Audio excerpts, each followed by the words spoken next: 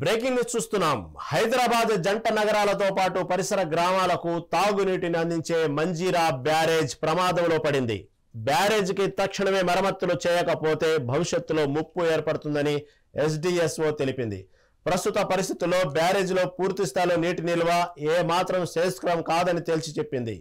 జాతీయ ఆనకట్టల భద్రతా చట్టం 2021 ప్రకారం ఏర్పాటైన ఎస్డిఎస్ఓ ఆధ్వర్యంలో నిపుణుల బృందం బ్యారేజీని పరిశీలించి నివేదికను సమర్పించింది.